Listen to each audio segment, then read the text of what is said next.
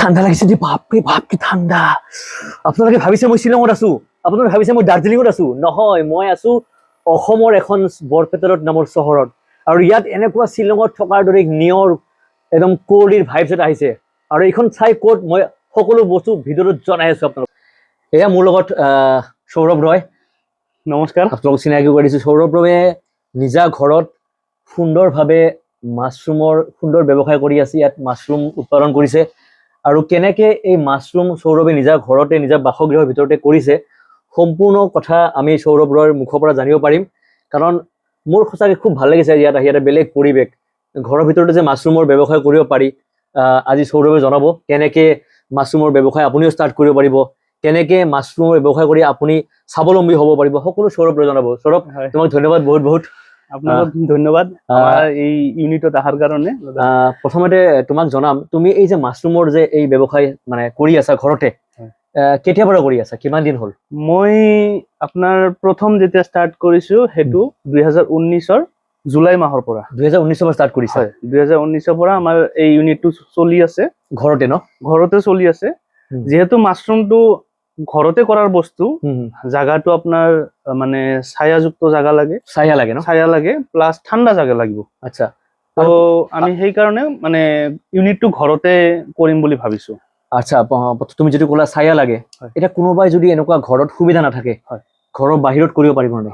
নিশ্চয় পাৰিব। কেনেকে অলপ কিন্তু তেওঁলোকৰ যদি ভাবে তেওঁলোকৰ ফাইনেন্সিয়েল ক্ৰাইচিছ যদি থাকে, তেতিয়াহ'লে একদম নিম্নতম ল' কষ্টত তেওঁলোকে ইউনিটটো বনাব পাৰিব। যেনেকে তেওঁলোকৰ যদি ধৰক খেৰ যদি থাকে, খেৰ যদি থাকে বা চন যদি থাকে, তো চনৰ ঘৰ বনাব পাৰিব। ওপৰত আজিকালি যেনেকুৱা আমাৰ খেৰৰ ঘৰ, হয়, সেইটো আটাইতকৈ ভাল বস্তু, মানে ৰুমটো ঠাণ্ডা ৰখাৰ কাৰণে। আচ্ছা। আৰু যদি কোনোবাই ভাবে যে আমাৰ খেৰটো নাই, আমি জাষ্ট আমাৰ টিন পাত আছে বা কিবা তিৰপাল আছে, তো এইবিলাক দিও তেওঁলোকে ধুনীয়াকে আসাম পেটাৰ্ণৰ ঘৰ ধুনীয়াকে বনাব ল'ব পাৰে। বাঁহে দি, বিশেষকৈ বাঁহে দি বনাব লাগিব। বাঁহে মোষ্ট ইম্পৰ্টেণ্ট মাছৰুমৰ কাৰণে। আচ্ছা, আমি ইয়াতে কাঠ একো বস্তু ব্যৱহাৰ কৰিব নালাগে। ঠিক আছে, সকলোৱে জানিব যে এতিয়া মাছৰুমৰ যদি আপোনালোকে কৰে ঘৰ বাহিৰত, যদি ঘৰৰ বাহিৰত কৰিব খোজে তেতিয়াহ'লে বাঁহ লাগিব, তাত কাঠৰ কোনো মানে ব্যৱহাৰ হ'ব নোৱাৰিব, কাৰণ বস্তুখিনি ঠাণ্ডাত থাকিব লাগিব, চাই থাকিব লাগিব ন? আৰু নেক্সট কি? আৰু আপোনাৰ দ্বিতীয় কথাটো হ'ল যে যেতিয়া তেওঁলোকে বনাব, ওপৰত ধৰক আপোনালোকে তিৰপাল যদি দিয়ে ভাল, যদি ভাবে যে খেৰৰ বা চনৰ যদি আমি টিনৰ নিচিনাকে বনাম তেতিয়াও সেইটো পাৰে। আৰু চাইডত তেওঁলোকে যদি ভাল হয়, তেওঁলোকে আমাৰ এনেকুৱা শ্বেড নেট যদি দিয়ে, এইটো কয় শ্বেড নেট, এইটো ন? হয়, শ্বেড নেট দিয়ে। এইটো তেওঁলোকে যদি কিনিব পাৰে, এইটো আটাইতকৈ ভাল হ'ব।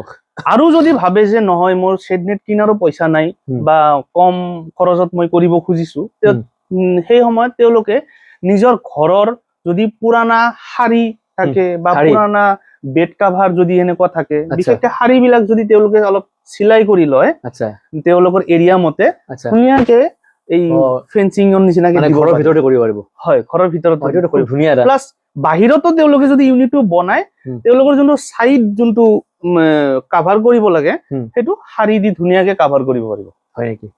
তো শাৰী এইবিলাক হলে কি হয়, ডাইৰেক্ট ছানলাইটটো ভিতৰত এন্ট্ৰি কৰিব নোৱাৰে।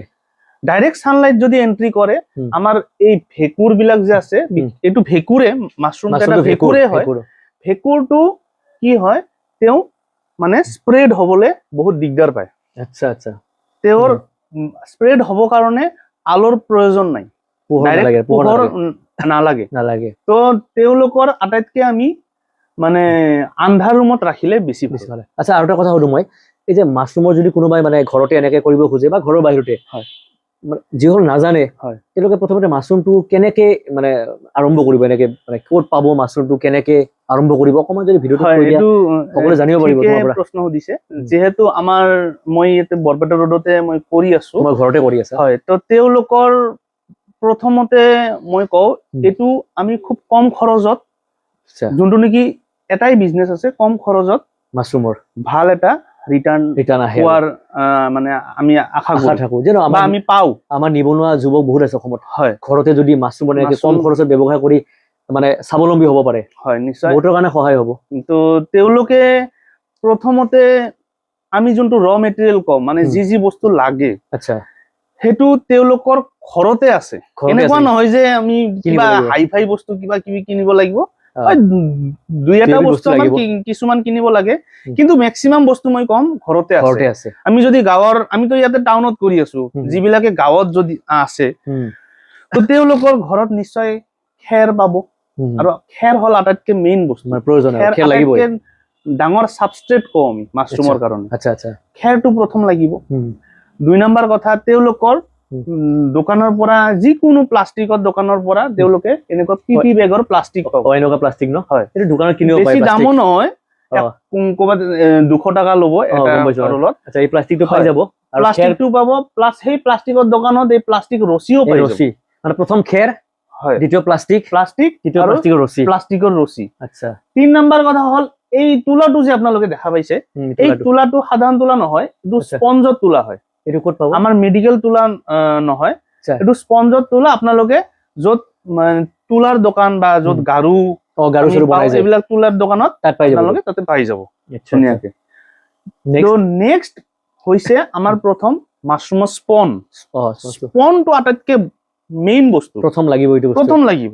এইবিলাক হল সাপোৰ্ট দিয়া বস্তু। কিন্তু আমি যেনেকুৱা আমি গছটো যেতিয়া ৰুওঁ, তো গছ ৰুব গ'লে আমাৰ মেইন কি, গুটিটো ভাল হ'ব লাগিব। গুটিটো যদি আপোনাৰ বেয়া হয়, তেতিয়াহ'লে একো মানে যিমানে আমি যত্ন নকৰো কিয় একো লাভ নাই, গাছ মৰি যাব। তো সেম আমাৰ এই মাছৰুম কাল্টিভেশ্যনতো আটাইতকৈ মানে ইম্পৰ্টেন্ট বস্তু হৈছে স্পনটো। স্পনটো আমাৰ আটাইতকৈ যদি ভাল হয়, তেতিয়া আমাৰ গোটেই কাল্টিভেশ্যন প্ৰচেছটো ভাল হ'ব, আমাৰ ইমান চিন্তা কৰাৰ দৰকাৰ নাই। এই স্পঞ্জটো ক'ত পাব এতিয়া মানুহে? তো আমি স্পন ইয়াতে আমাৰ অসমত ক'ব গ'লে বিভিন্ন কৃষি বিজ্ঞান কেন্দ্ৰ আছে। আমাৰ যেনেকুৱা ইয়াতে কৃষি বিজ্ঞান কেন্দ্ৰ বৰপেটা, হাউলিত অৱস্থিত আছে, তো তাতেও আপোনালোকে পাব। তাৰ পিছত কিছুমান নিজাকে লেবৰেটৰী আছে, কিন্তু আমাৰ অসমত আমাৰ এইটোৱে কম যে স্পনৰ লেবৰেটৰীটো অলপ কম আছে, অসমত কম আছে, বাকী কেইটাতকে অলপ কম আছে। তো আৰু আমাৰ বিশেষকে আপোনাক মই কম, এই স্পনটো দুটা হেৰি হয়, এটা ধানৰ এটা গমৰ হয়, এটা ধানৰ আৰু এটা গমৰ মানে বিশেষকে দুটাই ভাল, কিন্তু আপুনি মানে যোনটো এভেইলেবল হয় সেইটো ইউজ কৰিব পাৰি। গতিকে আপোনালোকে সৌৰভৰ পৰা জানিব পাৰিলে যে গমৰ আৰু ধানৰ দুয়োটাই আপোনালোকে যোনটো ইচ্ছা ব্যৱহাৰ কৰিব, দুয়োটাই ভাল। আৰু এনেকে যদি ঘৰতে আপোনালোকে মাছৰুমৰ সুন্দৰভাৱে ব্যৱসায় কৰিব খোজে, তেতিয়াহ'লে পলম নকৰি সৌৰভ ৰয়ক যোগাযোগ কৰক। সৌৰভ ৰয় আপোনালোকক ঘৰতে প্ৰশিক্ষণ দিয়াৰ ব্যৱস্থা কৰিব, সকলো কথা জনাব প্ৰশিক্ষণ ট্ৰেইনিঙত। আৰু মই ভিডিঅ'ৰ কমেণ্টত সৌৰভৰ নাম্বাৰটো দিম, ফোন নাম্বাৰটো। আপোনালোকে সৌৰভক চিধাই ফোন কৰিব, সৌৰভক লগ কৰিব। আৰু সৌৰভ, তোমাৰ ঘৰৰ এড্ৰেছটো জনাই দিয়া ভিডিঅ'টোত। মোৰ ঘৰৰ এড্ৰেছ আপোনাৰ বৰপেটা ৰোড, 1 নম্বৰ ৱাৰ্ড। আৰু আপোনালোকে যদি আহে, খুব সম্ভৱ আমাৰ বৰপেটা ৰোড যোনটো ফ্লাইঅভাৰ নতুনকে বনাইছে, য'ত এই পাৰৰ পৰা আমাৰ এই পাৰ যেতিয়া আহে, ফ্লাইঅভাৰ য'ত শেষ হ'ব, জাষ্ট তাৰ লেফ্ট টাৰ্ণৰ এটা বাইলেন আছে, সেইটো ৰাস্তাত আহিলে আমাৰ ঘৰ পাই যাব। শচীন্দ্ৰ বিবাহ ভৱনৰ ৰাস্তাত আমাৰ চিধা আহিলে আমাৰ ঘৰটো পাই যাব। গতিকে বাকী প্ৰচেছখিনি সৌৰভে আপোনালোকক সুন্দৰভাৱে ঘৰত, মানে ভিডিঅ'ত গোটেইখিনি কথা সম্ভৱ নহয় জনাটো, ঘৰত ভিডিঅ'ত ক'লে বুজি নাপাব। হয়, বহুত এটা বেলেগ বস্তু। গতিকে আপোনালোকে সৌৰভক যোগাযোগ কৰিব। সৌৰভে আপোনালোকক সুন্দৰভাৱে জনাই দিব কেনেকৈ মাছৰুমৰ ব্যৱসায় কৰি আপোনালোকে ঘৰতে এটা উপাৰ্জন কৰিব। নিশ্চয়, সৌৰভে নিজে প্ৰথমতে কৈছে যে অতি কম খৰচত এটি খুব সুন্দৰ লাভালাভ কৰা এটা ব্যৱসায় ন। আৰু মই অকল মাছৰুমৰ কাল্টিভেশ্যন ট্ৰেইনিং নহয়, আপোনাৰ মাছৰুম আমি হাৰভেষ্ট কৰাৰ পিছত, মানে আমি উঠাৰ পিছতো কিছুমান আজিকালি আমাৰ যেনেকুৱা আছে, আমি ষ্ট্ৰীট ভেণ্ডৰ চাওঁ, ফুড ভেণ্ডৰ আছে নহয় আমি, তো তেওঁলোককো মই কম, আপোনালোকে এই এটা বস্তু আপোনালোকে যদি এড কৰে, বহুত আপোনালোকে লাভ হ'ব। বাকী কেইটা আইটেমতকে আমি যদি অলপ মাছৰুমৰ এটা আইটেম যদি ৰাখো, মই কৈছো আপোনালোকে যে আপোনালোকৰ মানে বাকী কেইটা আইটেমতকে দ্বিগুণ লাভ হ'ব। মানে ষ্ট্ৰীট ফুড যিলা দোকান দিয়ে যে, তাতে এনেকে আপোনাৰ মাছৰুম পকৰা বনালে, পকৰাৰ কেনেকুৱা পকৰাটো কেনেকুৱা বনাব লাগে সেইটো মই জানো, সেইটো কিন্তু কোনেও কৰা নাই। তো মই সেইকাৰণে মানে কৈছো, যিহেতু আমাৰ বৰপেটা ৰোডত বহুত মই দেখা পাওঁ যে ফুড ভেণ্ডৰ, ভাল ভাল ফুড ভেণ্ডৰ আছে আমাৰ ইয়াত। তো তেওঁলোকে, আৰু বিশেষকে আপোনাৰ নিৰামিষ ভোজী মানুহ আজিকালি বহুত বাঢ়ি আছে, তো তেওঁলোকৰ বাবে মই কৈছো যে আপোনালোকে নিজৰ ঘৰতো ধুনীয়াকে মাছৰুম পকৰা হওক বা মাছৰুম বিভিন্ন টাইপৰ ৰেচিপি আছে আজিকালি, যোনটো নেকি আমাৰ শৰীৰৰ কাৰণে বহুত ভাল। পোৱা। সেইটো আপোনালোকে মানে ষ্টাৰ্ট কৰিব পাৰে। খুব ধুনীয়া। আৰু সৌৰভে খেৰবোৰ কেনেকে কাটে, খেৰ যিটো কাটে এটা মেচিন আছে, সেই মেচিনটো আপোনালোকক দেখুৱাম এতিয়া। বলক আমি মেচিন থকা ৰুমটোলৈ যাম আৰু মেচিনটো কেনেকে কাটে সৌৰভে ক'ব চব বিষয়। যদি আপোনালোকে মাছৰুমৰ ওপৰত কিবা ট্ৰেইনিং ল'ব খোজে, কাৰণ এইটো এটা জনাৰ দৰকাৰ, আৰু সৌৰভে এই ক্ষেত্ৰত বহুত মানে অভিজ্ঞতা অৰ্জন কৰিছে। গতিকে আপোনালোকে যদি মাছৰুমৰ ব্যৱসায় কৰিম বুলি ভাবি আছে ঘৰতে, তেতিয়াহ'লে সৌৰভক যোগাযোগ কৰক। সৌৰভে আপোনালোকক ট্ৰেইনিঙৰ ব্যৱস্থা কৰি দিব ন, খুব সুন্দৰভাৱে। কাৰণ সৌৰভে বহুত জানে এইখিনি ক্ষেত্ৰত, ঘৰত বহু বছৰ ধৰি এই কাম কৰি আছে। সৌৰভৰ মাকেও সৌৰভক সহায় কৰে। আৰু এই সৌৰভক যে মাছৰুমৰ ব্যৱসায়ত যে সহায় কৰি আছে, কাৰণ সৌৰভে অকলে নোৱাৰে, আৰু সেই মানুহজন হ'ল সৌৰভৰ মাক। আপোনালোকক মই চিনাকি কৰাই দিছো, কাৰণ সৌৰভক মাকে বহুখিনি সহায় কৰে। কাৰণ সৌৰভে দিনটো অফিচত ব্যস্ত থাকে এগ্ৰিকালচাৰৰ, আৰু সৌৰভে তাৰ মাজেৰে আহি সময় উলিয়াই মাছৰুমৰ ব্যৱসায় কৰিছে নিজৰ ঘৰত। আৰু সৌৰভক মাকে যথেষ্টখিনি সহায় কৰে। আৰু এজন মানুহ সহায় লাগে, আৰু মাক সৌৰভৰ কাৰণে বহুত ডাঙৰ বস্তু। কাৰণ সৌৰভক মাকে সহায় নকৰিলে সৌৰভে হয়তো মাছৰুমৰ ব্যৱসায় ঘৰত কৰাটো অসম্ভৱ আছিল ন, একদমে কৰিব মায়ে যথেষ্টখিনি সহায় কৰিছে। মায়ে মেইন চাই না গোটেইখিনি ক'ব গ'লে মায়ে মেইনলি মানে কাল্টিভেশ্যনত মেইন মানুহ মানে।